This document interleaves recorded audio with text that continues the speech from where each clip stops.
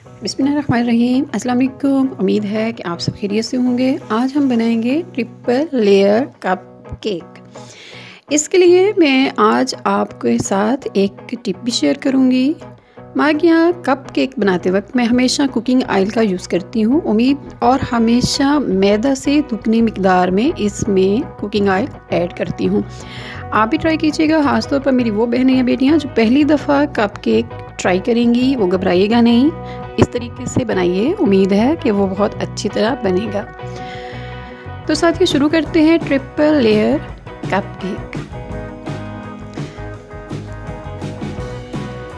तो साथियों इसके लिए हमें चाहिए 1 कप में 2 चम्मच मैदा स्टेन कर लें, चीनी 2 चम्मच, बेकिंग पाउडर लेना है, बेकिंग सोडा या मीठा सोडा मत लीजिएगा, और इसमें डालना है मिल्क पाउडर 2 चम्मच बड़े, कुकिंग ऑयल 4 चम्मच बड़े। अच्छी तरह मिक्स कर लें।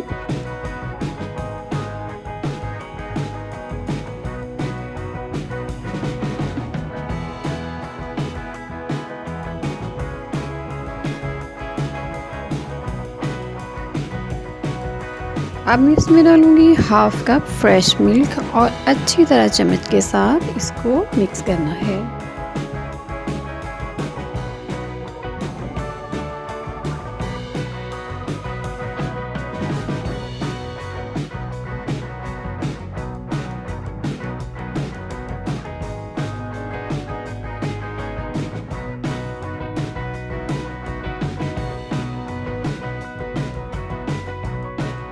अब आइसक्रीम कप ले लें और इसमें ये मिक्सचर डाल लें। उसके ऊपर मैंने चॉकलेट के पीसेस डाले हैं।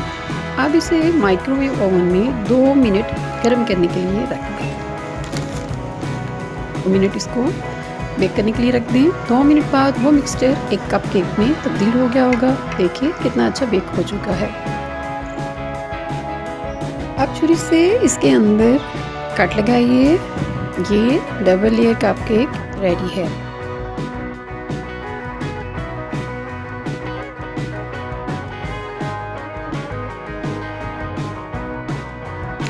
अब हम इसकी तीसरी लेयर बनाएंगे जेली के साथ। एक नॉर्मल साइज का कप फुल पानी से भरा पैन में डालें। बॉईल होने लगे तो आग स्लो करके जेली पाउडर का आधा पैकेट इसमें डाल दें। अब तेज़ी से चम्मच घुमाइए। गाढ़ा होने पर उतार लें। मैंने एक शीशे का चौड़े पेंदे वाला गिलास लिया है, कप केक इसके अंदर रख दिया है और ऊपर से तैयारशुदा जेली इसमें डाल दी है और ठंडा होने के लिए अब मैं इसे फ्रीज़र में 2 घंटे के लिए रख दूँगी। अगर आप पहली दफ़ा मेरा चैनल देख रहे हैं तो इसे सब्सक्राइब करें, लाइक और शेयर करें। अब 2 घंटे बाद इसे मैंने फ्रीज़र से निकाल लिया है। देखें कितना अच्छा तैयार हो गया है। 2 घंटे बाद छुरी के साथ अब इसके किनारे गिलास से अलहदा कर लें और इसको किसी प्लेट या चम्मच के साथ उल्टा करके निकाल लें। इसे केक शुगर क्रीम के साथ भी गार्निश किया जा सकता है और वैसे सिंपल भी ये बहुत मज़े का है। उम्मीद है कि आज की रेसिपी आपको पसंद आई होगी। कल फिर मिलेंगे एक अच्छी और मज़ेदार रेसिपी के साथ। अपना ख्याल रखिएगा। अल्लाह हाफ़िज़।